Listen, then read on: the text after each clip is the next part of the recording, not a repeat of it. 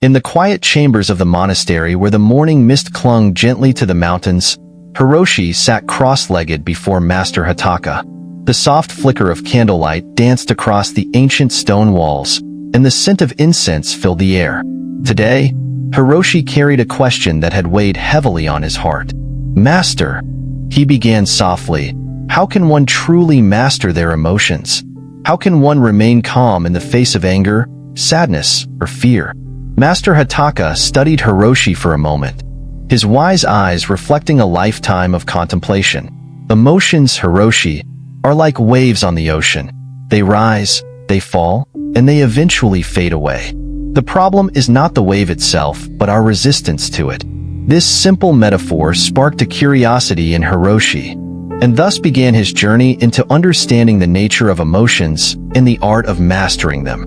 Over the following weeks, Hiroshi would learn that emotional mastery was not about suppressing or denying feelings, but about understanding, accepting, and responding to them with wisdom. One of the first lessons Hiroshi encountered was the power of not reacting. In a world where emotions often flare up instantly, fueled by words spoken in haste or actions taken in anger, the ability to pause and observe is a rare and precious skill. During a visit to a nearby village, Hiroshi witnessed a heated argument between two merchants. Their voices rose, faces flushed with anger, and their words became sharp like daggers. Yet, amid the chaos, an elderly woman stood nearby, quietly observing. When the argument reached its peak, she stepped forward and calmly said, "Take a breath. Nothing is solved in fire and fury." The merchants paused, their breathing ragged, but the intensity in their eyes softened. They looked at the woman, then at each other, and eventually lowered their voices. It was as though the simple act of pausing had broken a cycle of escalating anger. That night, Hiroshi asked Master Hotaka about what he had seen. "Master, how did she do that? How did she stop the argument without saying much at all?" Master Hotaka smiled. "She did not add fuel to the fire. Hiroshi, emotions are like flames. They require fuel to grow. When we react impulsively, we feed the fire. But when we pause, when we breathe, the fire begins to die down on its own." This lesson became a cornerstone of Hiroshi's understanding of emotional mastery. Pausing was not weakness, it was strength. It was the space between stimulus and response where wisdom could enter. But emotional mastery wasn't just about managing external situations. Hiroshi soon realized that the most challenging battle was the one within his own mind. Fear, doubt, and regret often crept into his thoughts, shaping his emotions before he even had a chance to respond.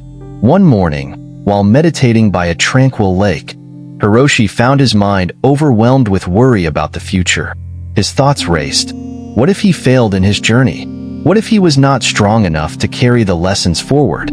The peaceful surface of the lake reflected the turmoil within him. Seeing his discomfort, Master Hotaka approached him. "Your mind, Hiroshi, is like this lake. When it is disturbed, the reflection becomes unclear. But if you allow the ripples to settle, the water will once again reflect the sky." Master Hotaka guided Hiroshi through a breathing exercise, long, slow breaths in and out, each one acting as a gentle ripple easing across the water. With each breath, Hiroshi felt his thoughts slow, his emotions soften, and his mind become clearer. Breathing, Hiroshi realized, was not just an automatic function of the body, but a powerful tool for emotional regulation. With every inhale, he could gather calm. With every exhale, he could release tension. In time, Hiroshi also learned about the impermanent nature of emotions. Joy, sadness, anger, fear. Each feeling was like a passing cloud in the sky. None of them stayed forever, no matter how intense they seemed in the moment. One evening, as the sun dipped below the horizon, Hiroshi shared this realization with Master Hotaka. "Master, if emotions are like clouds, then why do we cling to them so tightly? Why do we hold on to sadness or anger even when they no longer serve us?" Master Hotaka looked at the sky and replied, "Because, Hiroshi, we often mistake the clouds for the sky itself. We believe our emotions define us, but they are only passing visitors. The sky remains vast and untouched. This teaching resonated deeply with Hiroshi. He began to practice observing his emotions as passing clouds, acknowledging them without being consumed by them. When anger arose, he would say to himself, "This is anger. It is here, but it will pass." When sadness visited, he would welcome it gently, knowing it, too, was temporary. But emotional mastery wasn't just about the self. Hiroshi learned that emotions could also be transformed through compassion and kindness. During one of his travels, he met a young boy named Haru who had been bullied by other children in his village. Haru carried anger and resentment in his small heart, his eyes clouded with distrust. Hiroshi spent time with Haru, teaching him simple breathing exercises and sharing stories of forgiveness and compassion. Slowly, Haru began to let go of his anger. He learned that holding onto resentment was like carrying a heavy stone. It weighed him down and prevented him from running freely. Through Haru, Hiroshi understood that emotions, when met with kindness and compassion, could be alchemized into something healing and beautiful. As Hiroshi's journey continued, he began to see emotions not as obstacles but as teachers. Anger taught him about boundaries. Sadness taught him about love and loss. Fear taught him about courage. And joy reminded him of the beauty of the present moment. But these lessons were not always easy.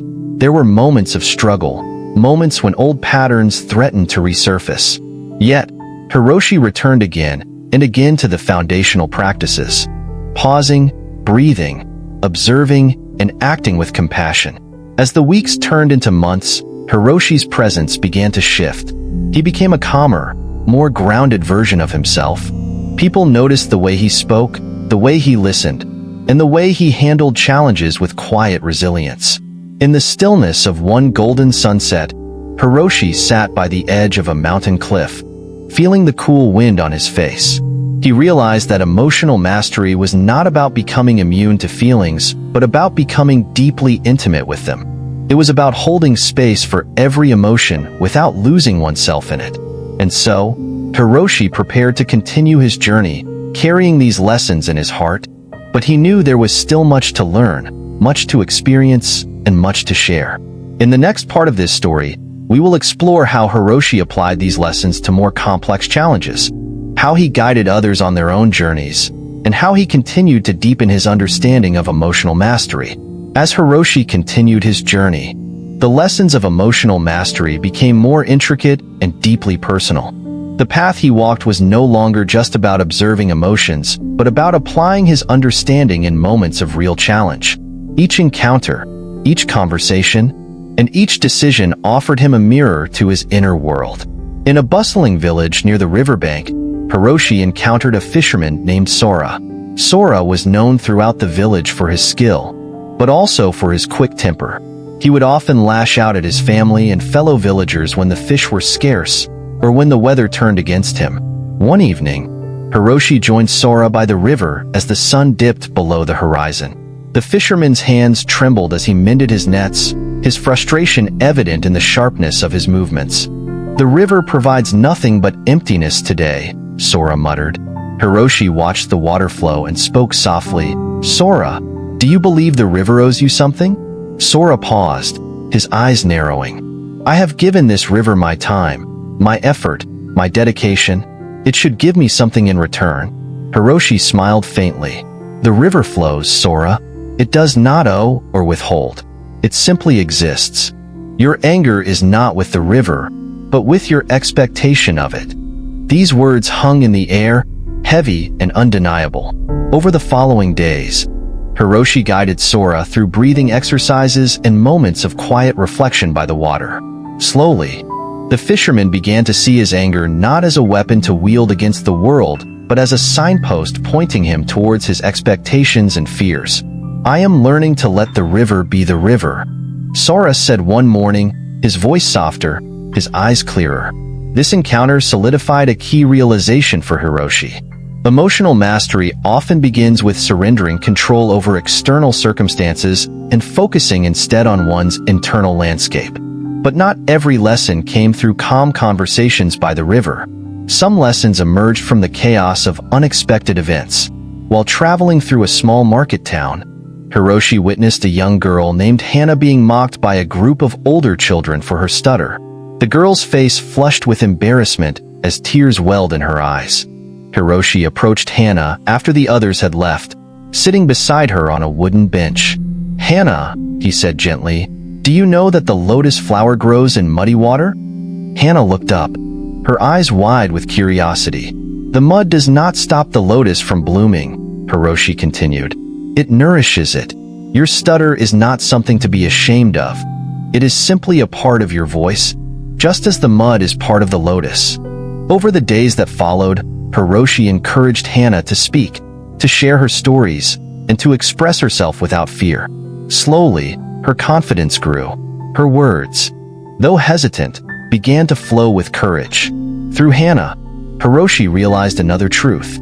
Emotional mastery is not just about managing one's own emotions, but also about creating a safe space for others to heal, grow, and express themselves authentically. In yet another village, Hiroshi met an elderly man named Kenzo, who had spent decades mourning the loss of his wife.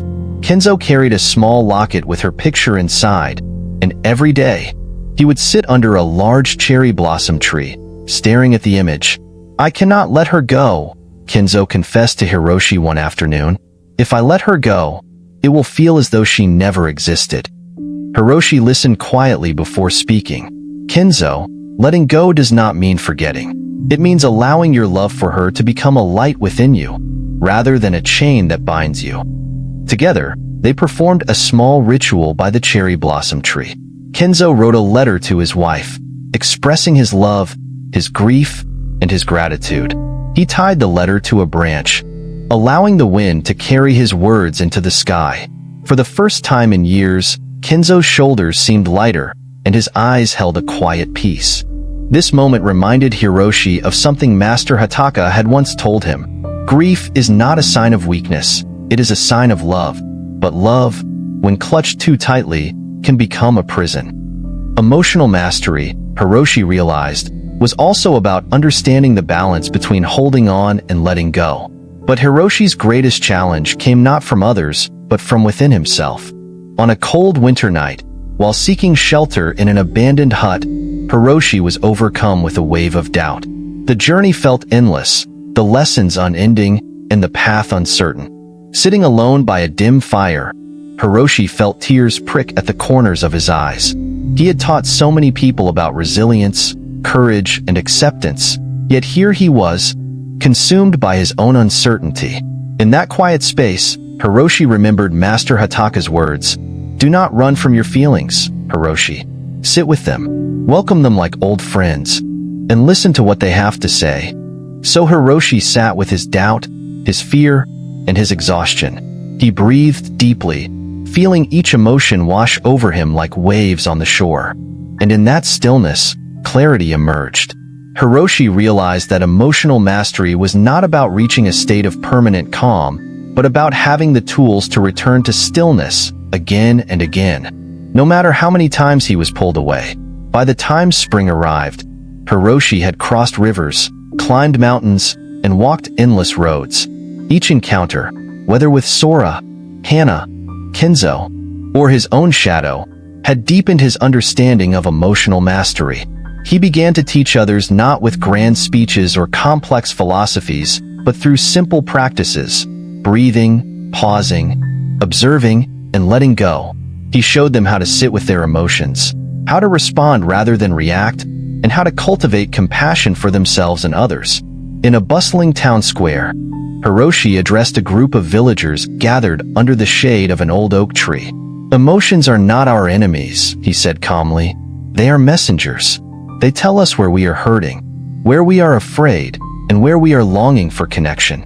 Our task is not to silence them, but to listen with kindness and respond with wisdom." The crowd fell silent, absorbing his words. Hiroshi's journey was far from over, but he carried with him a deep sense of peace, a peace that came not from the absence of emotion, but from a profound understanding of its nature. In the next part of our story, we will explore how Hiroshi shared his teachings on a larger scale, guiding entire communities towards emotional resilience and inner peace. As Hiroshi continued his journey, He realized that the lessons he had learned about emotional mastery were not just tools for navigating his own life. They were seeds meant to be planted in the hearts of others. His path led him to larger towns, where the hustle and bustle of daily life seemed to amplify people's emotional struggles. Everywhere he looked, Hiroshi saw people drowning in anger, consumed by fear, or paralyzed by regret. One day, Hiroshi arrived in a town square where a public debate was spiraling out of control. Two prominent leaders argued over how resources should be allocated during a harsh winter. Their voices rose, their faces flushed with anger, and their followers stood behind them, mirroring their rage. Hiroshi observed the scene for a while before stepping forward. "When two people yell," Hiroshi said calmly, his voice cutting through the noise, "neither can hear the other." The crowd fell silent. Hiroshi continued, "Anger is a fire that burns not only those it is directed at, but also those who carry it. If we wish to build something meaningful, we must learn to speak not from our anger, but from our wisdom." The two leaders paused, their breathing heavy, but something shifted in their eyes. Hiroshi invited them to sit together away from the crowd, and he guided them through a simple breathing exercise. As their breath slowed, their shoulders relaxed, and their words softened. By the end of their conversation, the leaders shook hands and agreed to work together for the good of their community. This encounter reaffirmed something Hiroshi had come to understand deeply. Emotional mastery was not a solitary practice. Its true power lay in its ability to heal not just individuals but entire communities. But Hiroshi also knew that transformation was not always immediate. In another village, he met a young woman named Keed who carried an invisible burden of shame. She had made a mistake years ago, one that had cost her family dearly, and she had been unable to forgive herself. "I cannot change the past," Keed said softly, tears brimming in her eyes. "No matter how hard I try, the weight of my mistake follows me everywhere." Hiroshi led Keed to a quiet hill overlooking the village. Together, they built a small stone cairn, each stone representing a regret, a moment of guilt, or a painful memory. When they finished, Hiroshi said, "These stones will remain here, Keed. They do not need to follow you anymore. Leave them with the earth and walk forward with lighter steps." Keed nodded, her face streaked with tears, but her posture had changed. She stood taller, her breaths deeper, as though the invisible chains around her heart had begun to loosen. This moment stayed with Hiroshi, a reminder that letting go was not a one-time act but a continuous practice, one that required courage, patience, and self-compassion. As Hiroshi traveled further, he began to meet people who struggled not with explosive emotions, but with numbness. In a factory town filled with smoke and endless mechanical noise, he met a man named Ren. Ren had spent years working tirelessly, his days blending into one another without joy or meaning. "I feel nothing," Ren confessed one evening as they sat by a flickering oil lamp. "Not anger, not sadness, not happiness, just emptiness." Hiroshi listened carefully before responding. "Ren, emotions are like rivers. If we block them, they cannot flow, and the water becomes stagnant. Sometimes, numbness is not the absence of emotion, but the result of holding back too much for too long." Over the next few days, Hiroshi encouraged Ren to reconnect with simple joys, feeling the sun on his face, savoring the taste of fresh bread, listening to the laughter of children playing nearby. Bit by bit, Ren began to feel again. He laughed softly one afternoon when a bird landed clumsily near his feet. Hiroshi noticed the change. A small crack in the wall Ren had built around his heart. Through Ren, Hiroshi learned that emotional mastery was not just about taming intense emotions, but also about rekindling those that had been buried. But Hiroshi also encountered situations that tested his own emotional resilience. In a village devastated by drought, he met families who had lost everything. The air was thick with grief and despair. Parents looked at their children with helplessness in their eyes, and every conversation carried the weight of hopelessness. For days, Hiroshi walked among them, feeling their pain as though it were his own. At night, he sat under the stars, his chest heavy with sorrow. But then he remembered Master Hotaka's words. "Do not drown in the suffering of others, Hiroshi. be the stone in the river, steady, unmoved, and a guide for the water to flow around. The next morning, Hiroshi began working alongside the villagers, helping them build irrigation channels and teaching them techniques to conserve water. His presence was not loud or commanding, but it was steady, calm, and reassuring.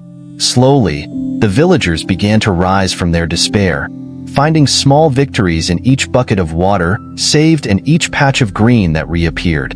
Hiroshi realized that emotional mastery was not about being immune to the suffering of others, but about being strong enough to hold space for it without being consumed. As the seasons changed and Hiroshi continued his travels, he began to understand that emotional mastery was not an achievement to be unlocked but a way of being, a lifelong dance with one's inner world. It was about meeting each emotion with curiosity instead of fear, with compassion instead of judgment. One day, as Hiroshi sat beneath a tree overlooking a vast field of wildflowers, he felt a deep sense of gratitude wash over him. The world was still chaotic, still imperfect, still unpredictable. But within him, there was a stillness, a quiet, unwavering peace that no storm could shake. Emotional mastery was not about eradicating emotions, but about navigating them with grace.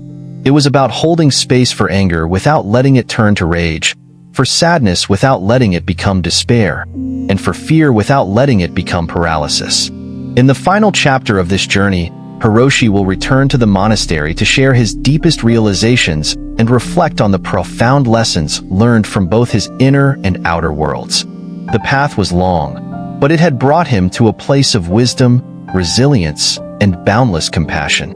As Hiroshi approached the final chapter of his journey, the path led him back to the monastery where it had all begun. The familiar scent of incense greeted him at the entrance, and the gentle hum of chanting monks filled the air. But Hiroshi was not the same man who had first climbed these stone steps. His shoulders carried less weight, his breath was steady, and his heart felt both tender and resilient.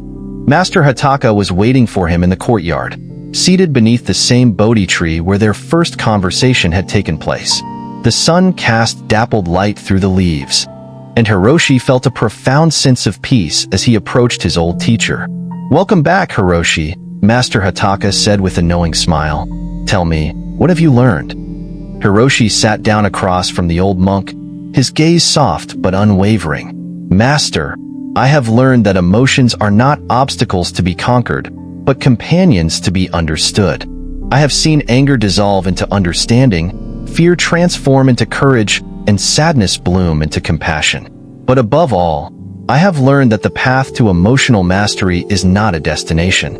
It is a practice, a daily commitment to awareness, acceptance, and kindness." Master Hotaka nodded, his eyes glistening with pride. "You have walked far, Hiroshi, and yet, the path continues. The practice never ends." Over the next few weeks, Hiroshi shared his experiences with the monks and visitors at the monastery. He spoke not as a teacher, but as a fellow traveler on the same path. His words carried the weight of lived experience, and his presence radiated a quiet strength. One evening, a young monk named Yuki approached Hiroshi with a troubled expression. "Master Hiroshi, I feel overwhelmed by my emotions. Some days I am calm, but on others, I am consumed by anger or fear. Will I ever truly master them?" Hiroshi smiled gently. "Yuki, emotions are like the seasons. There will be days of sunshine and days of storm. Mastery does not mean you will never feel anger or fear again. It means you will know how to meet those emotions with wisdom and patience. The goal is not to control the storm, but to learn how to stand in the rain without being swept away." Yuki bowed deeply, the weight of his question eased by Hiroshi's simple yet profound response. But Hiroshi's journey was not confined to the monastery walls. Word of his teachings spread to nearby villages and towns, and soon, people from all walks of life began seeking his guidance.